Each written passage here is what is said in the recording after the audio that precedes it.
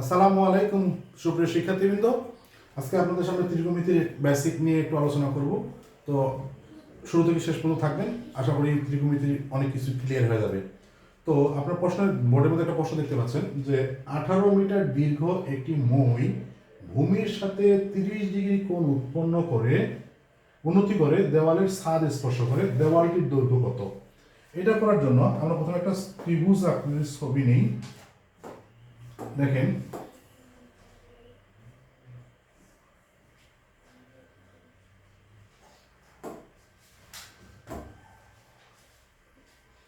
ওকে।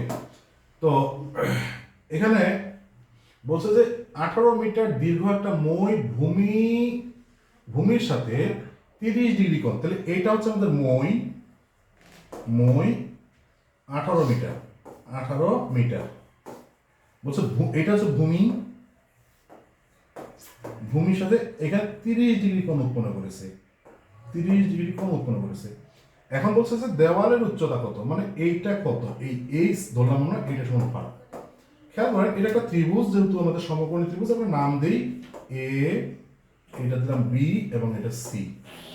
সমকোণী ত্রিভুজের ক্ষেত্রে তিনটা বাহু যে থাকে, তিনটা বাহু তিনটা নাম আছে। সমকোণের বিপরীত পাশে যে বাহুটা থাকে সেটাকে বলা হচ্ছে অতিভুজ। আর এই যে কোণটা দেওয়া থাকবে তার বিপরীত পাশে যে বাহুটা থাকবে সেটাকে ধরবেন আপনারা হচ্ছে বিপরীত বাহু বা লম্ব। আর কোণের সাথে যে বাহুটা থাকবে সেটা হচ্ছে ভূমি।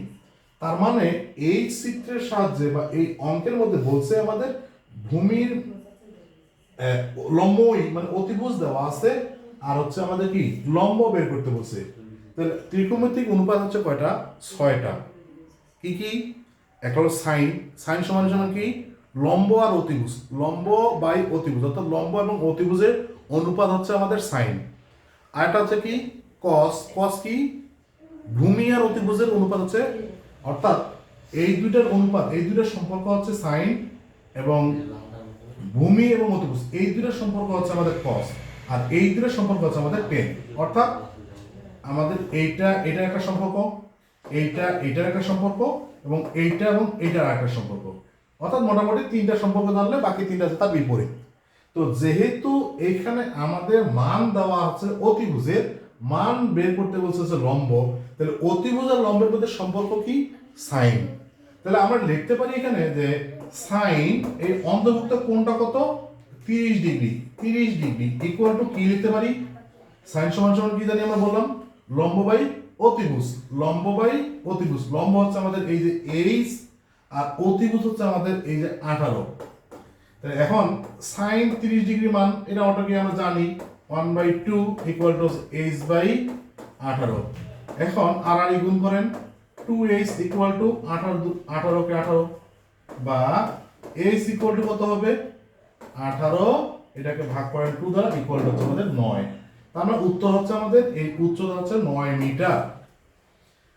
তো প্রিয় শিক্ষার্থী, আপনি যদি এই অঙ্কটা বুঝেন বা এই বেসিকটা বুঝে থাকেন, তাহলে কমেন্ট সেকশনে যাইয়া এই অঙ্কটা করে উত্তরটা দিবেন। কি বলছে এখানে? যে সূর্যের উন্নতি কোণ 60 ডিগ্রি হলে একটি মিনারের ছায়ার দৈর্ঘ্য হচ্ছে 240 মিটার, মিনার উচ্চতা। সেম একই অঙ্ক। এই যে এইভাবে আপনার ছবিটা নেবেন, এইভাবে অঙ্কন করবেন। উন্নতি কোণ বলছে, এখানে হচ্ছে উন্নতি কোণটা 60 ডিগ্রি। জাস্ট এখানে বলছে ছায়া কোণটা, ছায়ার দৈর্ঘ্য, ছায়া যেহেতু এটা মিনার, এটা ছায়া, এটা হচ্ছে 240 মিটার। হ্যাঁ, আর বলছে কি মিনার উচ্চতা, মানে এটা h ইকুয়াল টু হোয়াট। তাহলে কোন সূত্র পড়বে এবং অঙ্কটার উত্তর কি হবে কমেন্ট সেকশনে করবেন। আর এই ভিডিওটা যদি আপনি প্রথম দেখে থাকেন তাহলে পেজটাকে ফলো দিবেন এবং ভিডিওটা আপনার প্রোফাইলে শেয়ার করে রেখে দিবেন, পরবর্তীতে আপনার কাজে লাগবে। ধন্যবাদ সবাইকে। আসসালামু আলাইকুম রহমতুল্লাহ।